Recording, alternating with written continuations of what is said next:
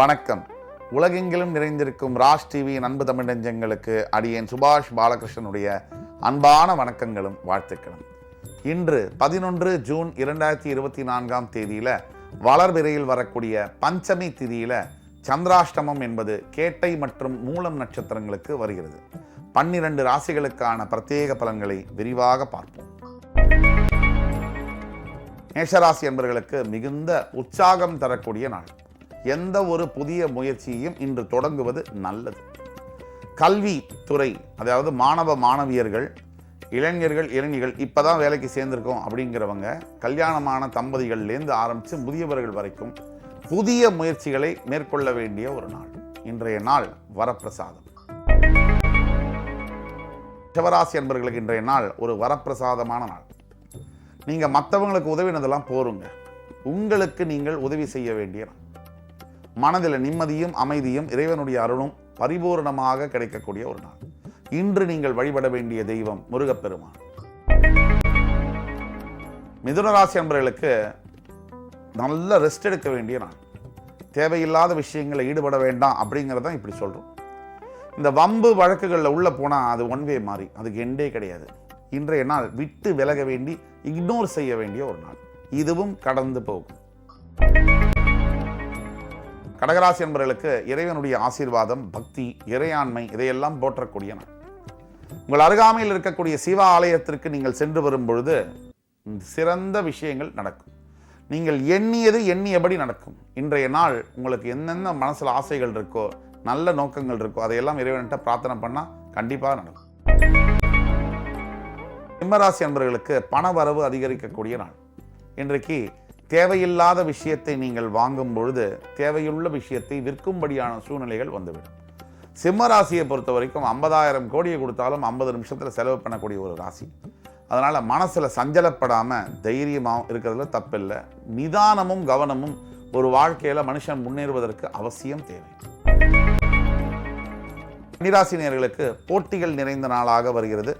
எதிரிகளின் தொல்லை ரொம்ப அதிகமாக இருக்கும். இந்த மாதிரி நாட்களில் அனாவசிய வாக்குவாதங்களில் ஈடுபடாமல் விட்டு விலகுவது ரொம்ப நல்லது.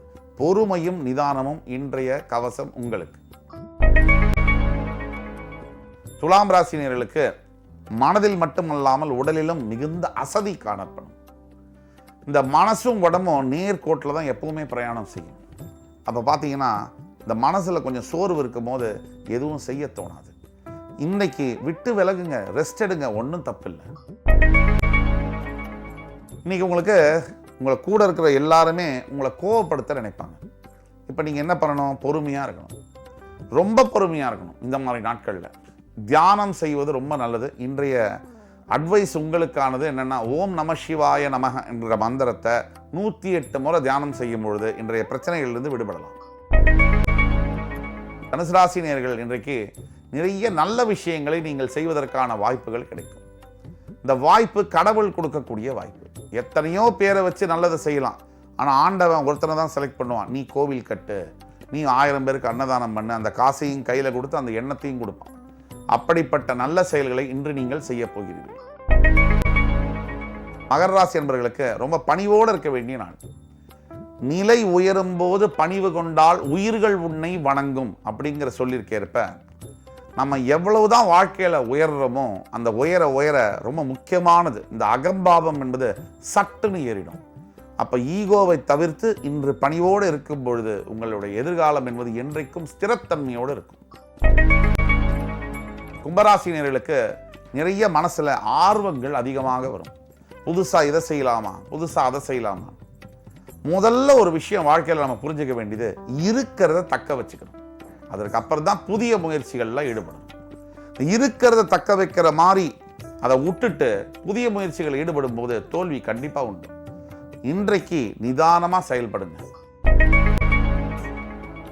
இன்றைக்கு நீங்கள் யூ மேக் ஹிஸ்டரி அப்படின்னு சொல்லுவாங்க, சாதனைகள் படைக்க போகிறீர்கள். இன்றைய நாள் உங்கள் வாழ்க்கையில் மறக்க முடியாத நல்ல நினைவுகளை தரப்போகிறது.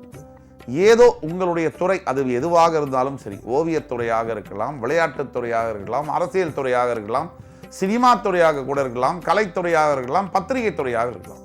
எந்த துறையில் நீங்கள் பணியாற்றினாலும் இன்றைய நாள் உங்களுக்கு சாதனைகளை படைத்து தரக்கூடிய நாளாக வருகிறது. இன்று 11 ஜூன் 2024 தேதிக்கான 12 ராசிகளுக்கான பிரத்யேக பலன்களை விரிவாக பார்த்தோம்.